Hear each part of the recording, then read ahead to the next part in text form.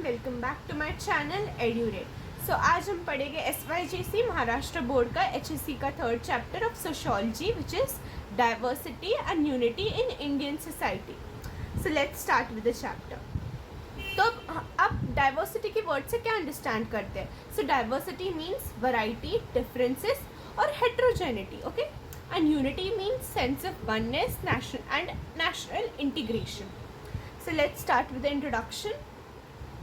India is a land of unity in diversity.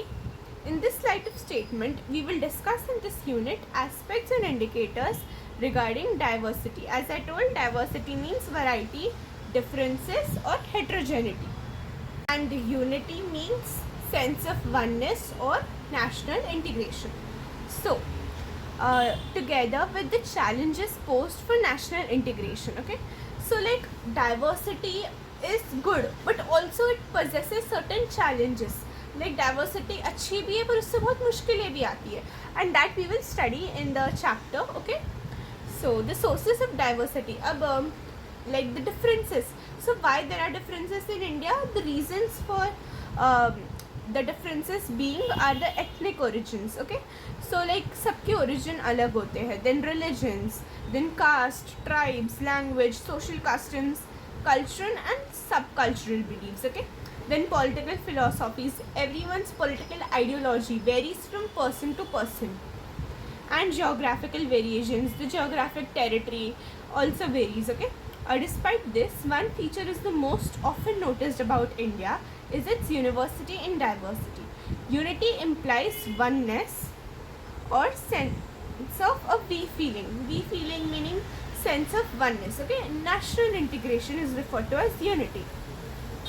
It holds tightly together various relationships and belief systems of diverse ethnic communities or institutions into some form of acceptable unity through bonds of country, structures, norms and values. So this is important, the phrase unity and diversity. So question can be asked on unity and diversity. So you all should know what the phrase unity and diversity refers. The phrase unity and diversity. So this is a very important phrase and you all must remember the meaning of this phrase, okay? So what does the phrase unity and diversity means? In simple words, if I will explain, what is diversity? Diversity is variety of differences or heterogeneous factors, right? Unity, a sense of oneness, togetherness and national integration. So despite of all the differences, despite of all the barriers or variety or any heterogeneous factors you can take into consideration, despite of all the differences, the people will be united and they will have a sense of oneness among each other, okay? They will not like engaged into fights. They will stay united. They will have a sense of we feeling. They will have a sense of oneness, and they must be in a state of togetherness, okay? So they will not engage in conflicts, but they will have a state of oneness. That is known as unity in diversity. मतलब कितने भी differences क्यों ना हो, वो लोग एक साथ रहेंगे, एक सेंस ऑफ वननेस रहेगी, okay? That is known as unity in diversity. It refers to the state of togetherness or oneness in spite of immense diversity. Unity in diversity is based on the concept where the individual or social differences in physical attributes such as caste, gender, creed, cultural and religious practices, etc. are not looked upon as conflicting. Okay, so like despite of all these factors, the people will not engage in any conflict or fights. Then, in this unit, we shall examine how the dynamics of racial, religious, linguistic, regional, caste, class and gender differences generate forces that question this oneness. अब जो ये diversity है, sometimes it is very good but sometimes it is very bad. Why bad? Because it can affect the national integration or it can affect the unity among the people. So that we will study how these diversities affects the unity, and we will also study that how these diversities create unity. So both sides are there, that diversities can create unity and also can disturb the unity. So diversity in Indian society. Indian society is a land of various types of diversity. The dictionary defines diversity as a variety or different. We will discuss in this part about the most powerful sources of diversity. Example: race, religion, language, region, caste, class and gender in Indian society. Okay, so I guess you all must be familiar with all these terms. If not, we will discuss in the upcoming parts of the video. Okay, so now let's start with the first one, which is racial diversity. So in racial diversity, you all can talk about physical attributes, you all can talk about features or body type or a skin of the person.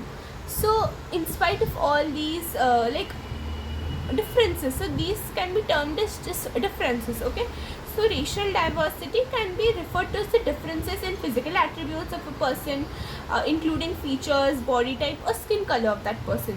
So these all differences come under racial diversity.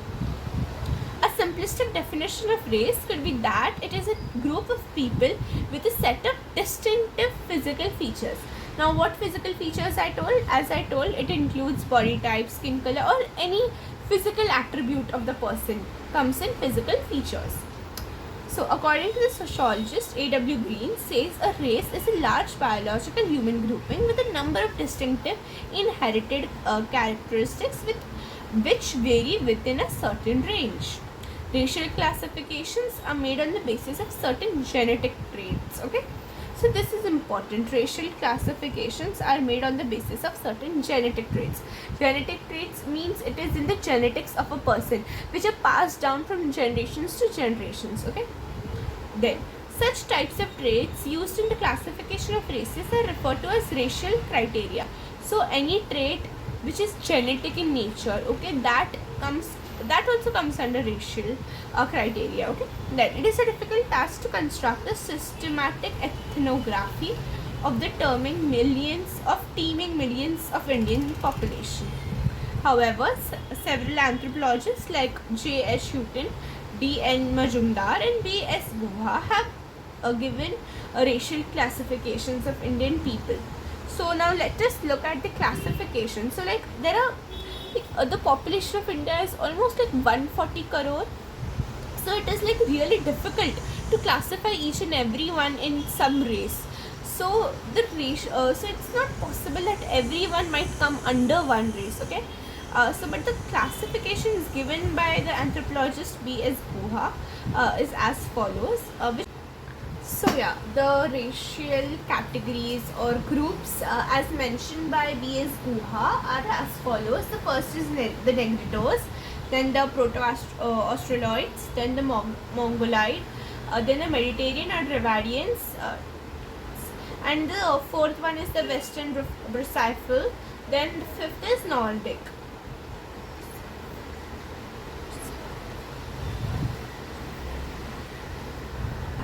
So in the second chapter, you all might have studied about the tribal population. So I had done some research. So in the first three, it is said that these classification of these racial groups consist of tribal population. Okay, and in the third one, which is the Mongoloid, it is said that it comes in the northeast India, it includes the people of northeast India. Then the fourth one, which is the Mediterranean or Dravidian, it includes southern part of India. Then the fifth one, which includes parts such as Odisha, Coorg and Bengal. And the fifth one includes the northern part of India. Okay, so that is Nordic. So I just gave an additional information. It is not required, but so that you all can just understand some things, I just mention it. That the first three consists of tribal population. The Mongoloid consists of northeast India part. The fourth, the Dravidian, consists of southern part of India. The Western Brachycephals consist of Odisha, Coorg and Bengal. And the Nordic consists of the northern part of India. Okay. So now let's move on to the next page. It is observed by scholars now that there are no pure racial types across the world.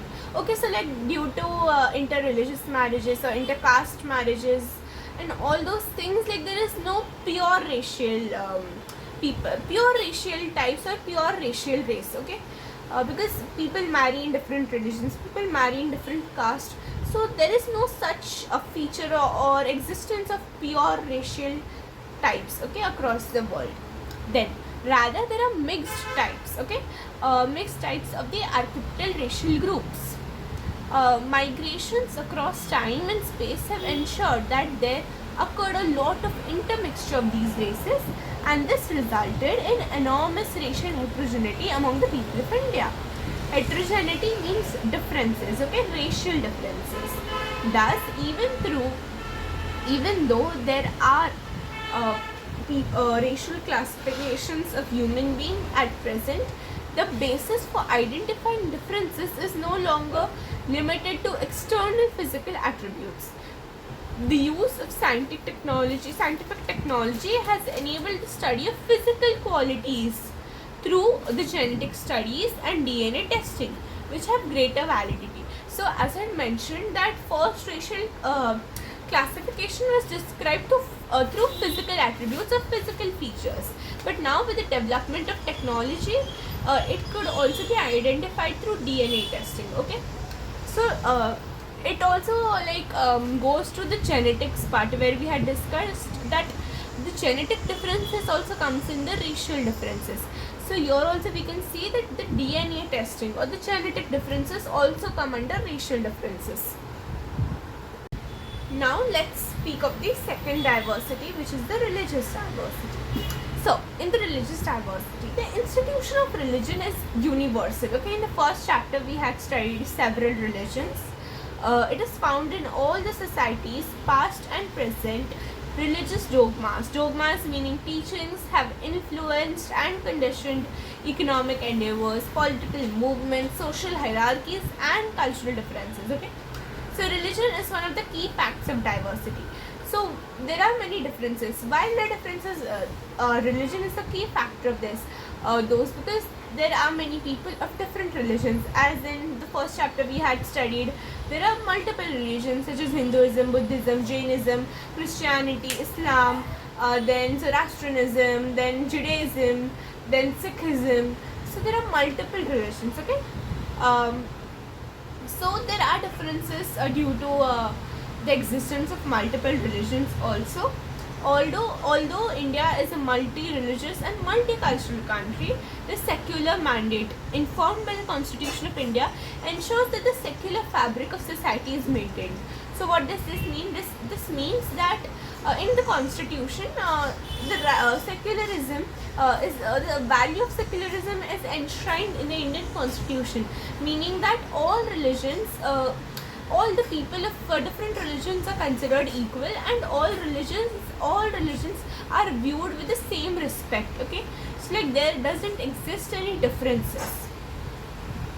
It is a land where tribal beliefs of animism and naturism and religions like Hinduism, Jainism and Buddhism have originated and flourished.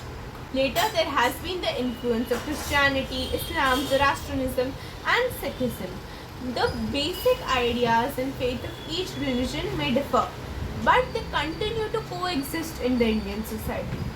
The right to freedom of religion is also declared as a fundamental right, meaning that any person can practice any religion according to their will and according to their choice. So this is a fundamental right in the Constitution. Indian religions have exerted significant influence all over the world. Each major religion is subdivided along the lines of religious doctrine, sects. Now every religion has their sacred literature, okay. This also we had studied in chapter 1. If you all remember, the sacred literature of Buddhism was Tripitakas. Then the sacred literature of another religion, which is Islam, was the Holy Quran. Then there was Zoroastrianism also, okay. And Hinduism, it was the Vedas, the Upanishads, the Puranas and the Dharma Shastras. So these were the sacred literatures. Then each major religion is subdivided along the lines of religious doctrines. In the next column is a table, okay. So this table shows all the population based on the different religion. So this was when the census was conducted in 2011, and since then there is no census conducted, okay. So we cannot assume that all members of a faith are unanimous with regard to their beliefs and practices. Like if there are many persons of a faith, so it is not that all have similar practices. Okay, that can also differ. So in one religion also people can differ. Then there are various interpretations of the sacred literature and ethnocentric positions on the part of many subgroups within. Religion tends to bring together people of faith and celebrate. So like when there are religious festivals such as Diwali and Ganesh Chaturthi, so in all that festivals people come together. Okay, so like if people come together, it will promote unity. Okay, so this diversity is also creating unity. So that is a very important point. So they have also mentioned different festivals such as Ganpati, Diwali, Ramzan, Eid, then Christmas and so on. Okay. Also the government of India, through its declaration of a public holiday for various religious festivals. So like when government of India, like therefore Diwali also we get holidays, for Christmas we get holidays, there is Ganpati vacation too. So by giving this holidays, it also gives significance to a significance or important to the religious festivals and promotes unity. Okay, and enables people of various faith to mark the occasion. So the examples are given which you all can read. So this was the part 1 for the video of the chapter 3. And if you have gained any knowledge, please do subscribe to my channel. I will be posting soon the part 2 in which we will cover linguistic diversities and all other diversities. So please do like my video, please subscribe to my channel and press the bell icon so that you can receive a notification whenever I post the other parts of the chapter, and share it with your family and friends. Thank you.